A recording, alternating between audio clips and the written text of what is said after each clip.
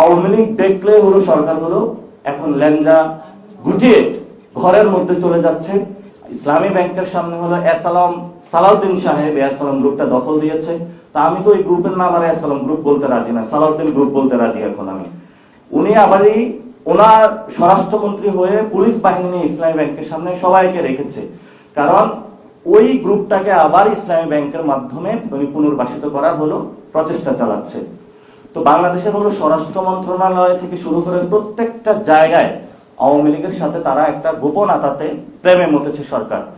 তো অনেকেই পড়ে যে কেউ পড়ে কামের ফাঁদে, সরকার কিসের ফাঁদে পড়েছে? সরকার হলো আওয়ামী লীগের ফাঁদে পড়েছে। আর এই সরকারকে হলো আওয়ামী লীগের ফাঁদ থেকে ফেরত নিয়ে আসতে হবে। আওয়ামী লীগের ফাঁদটা কেমন? আওয়ামী লীগের ফাঁদ দেখতে পাবেন রাস্তায় যখন আপনার বাচ্চা হলো বাংলাদেশের জন্য নেমেছিল, তার হলো বুকে গুলি চালিয়েছিল। আমি বলেছিলাম এই আওয়ামী লীগে একদিন হলো বাংলাদেশের জাতীয়তাবাদী যারা রাজনীতির কথা বলে তাদের বুকে গুলি চালাবে, যদি তাদেরকে এই ধরনের কর্মকাণ্ডের মধ্য দিয়ে তারা সুযোগ করে দেয়। অনেকেই বলবে গণতান্ত্রিক পরিবেশে আগামী ইলেকশনে আওয়ামী লীগ অংশগ্রহণ করবে। আমরা বলবো যে গণতন্ত্র যত আপনি মুখে চর্চা করেন, বিচার শব্দটাকে আপনার মুখে সাজে না। যদি আওয়ামী লীগের বিচার হয়, কোর্ট সিদ্ধান্ত নিবে। এটা কি সেই বিচারের পরে যে মানুষগুলোকে হত্যা করেছে সে কি রাজনীতি করতে পারবে নাকি পারবে না? এটা কোর্ট সিদ্ধান্ত নিবে।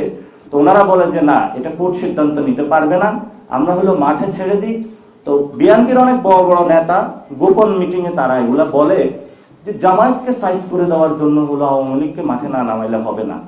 তো আপনাদের এত বড় সংগঠন, এত ভোট পাইলেন, পাড়ায় মহল্লায় নাকি সংগঠন যাদেরকে গত 17 বছর খুঁজে পাওয়া যায় নাই, এবং এখন বড় বড় মিছিল করে গরু বাজার দখল দেন, হাট ইজারা দেন, তারপরে হলো সিএনজি স্টেশন দখল করেন। এই কাজগুলো না করে আল্লাহর রাস্তে আপনারা হলো যদি সাহস থাকে রাজপথে আওয়ামী লীগকে প্রতিহত করেন, প্রতিহত করবেন, রাজনৈতিকভাবে মোকাবেলা করেন। আপনি হলো আওয়ামী লীগ দেখলে হলো সরকার হলো এখন লেঞ্জা গুটিয়ে ঘরের মধ্যে চলে যাচ্ছে। তো আপনি পুলিশ দিয়েও আওয়ামী লীগকে কিছু বলছেন না, নিজস্ব বাহিনী দিয়েও কিছু বলছেন না, তাহলে বাংলাদেশকে আবারই সরকার নতুন করে কোন দেশের কাছে বিক্রি করার পায়তারা করতেছে সে বিষয় হলো আমরা সরকারের কাছে প্রশ্ন রাখি।